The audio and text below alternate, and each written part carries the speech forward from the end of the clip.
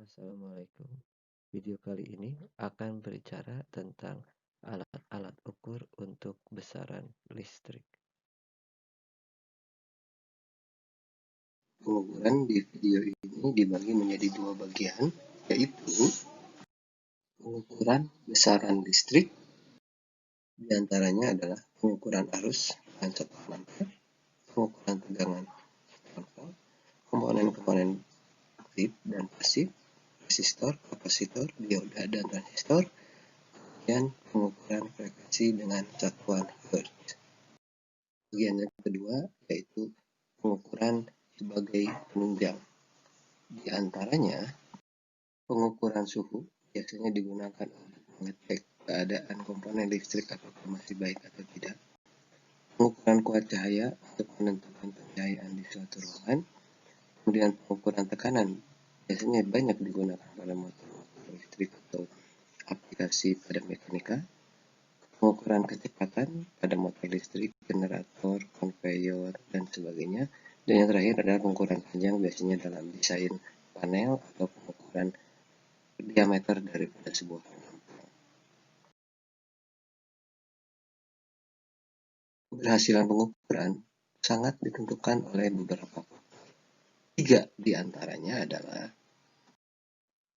yang pertama adalah kondisi daripada alat ukur itu sendiri, baik atau tidak. Kemudian operator yang melakukannya sudah terlatih atau tidak. Dan yang terakhir yang paling penting adalah apakah cara pengukurannya sudah tepat.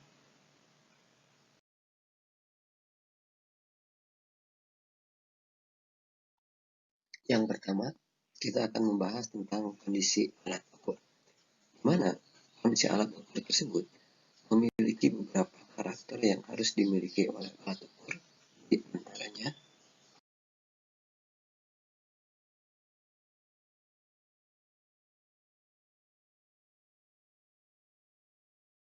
karakter pertama yang harus dimiliki oleh alat ukur adalah penelitian. Penelitian adalah derajat kesesuaian antara pembacaan alat ukur dengan nilai sebenarnya. Penelitian tidaklah dilakukan pada saat pengukuran oleh operator. Namun, angka penelitian merupakan spesifikasi daripada pabrik pembuat daripada alat ukur tersebut.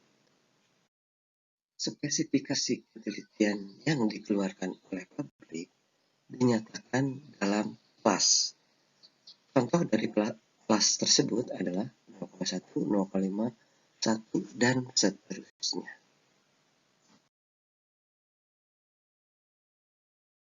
Berikut adalah tabel kelas ketelitian alat ukur dan penggunaannya.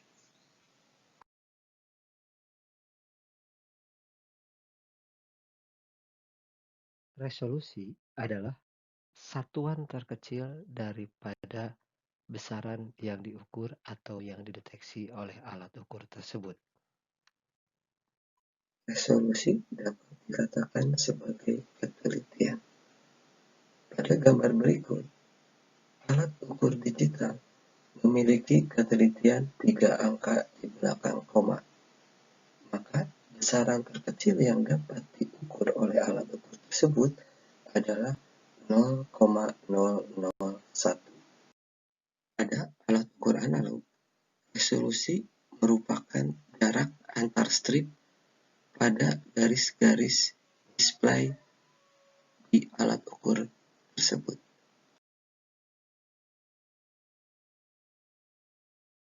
Repeatability adalah ketika alat ukur dilakukan pengukuran beberapa kali pada besaran yang tidak berubah, diharapkan hasilnya tetap sama. Namun pada praktiknya sering terjadi perbedaan atau pergeseran. Hal tersebut sering terjadi karena adanya fluktuasi medan listrik yang berinterferensi daripada pengukuran. Kemudian jika dilakukan pengukuran pada daerah yang banyak getaran seperti pada daerah turbin, generator, dan motor-motor listrik, maka getaran tersebut dapat mempengaruhi daripada repeatability. Dan yang terakhir, perubahan suhu, di mana setiap ruangan terkadang suhunya tidak tetap. Perubahan suhu tersebut dapat mempengaruhi hasil daripada repeatability pengukuran. Karakteristik terakhir yang harus dimiliki oleh alat ukur adalah efisiensi.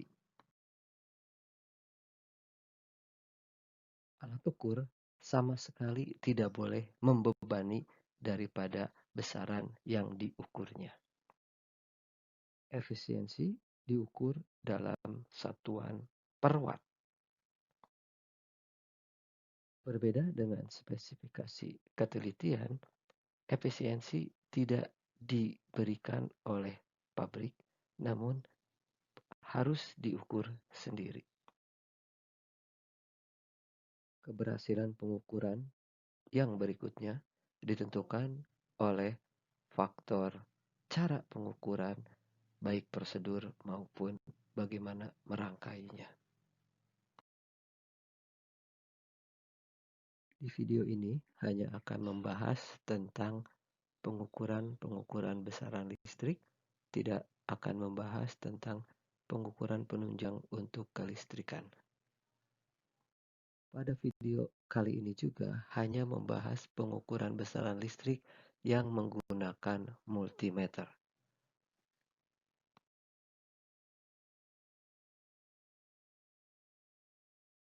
Multimeter merupakan perkembangan daripada avometer, di mana pada avometer hanya mampu mengukur ampermeter, voltmeter, dan ohmmeter, sedangkan pada multimeter mampu mengukur tegangan, arus, tahanan, frekuensi, kapasitor, transistor, dan dioda.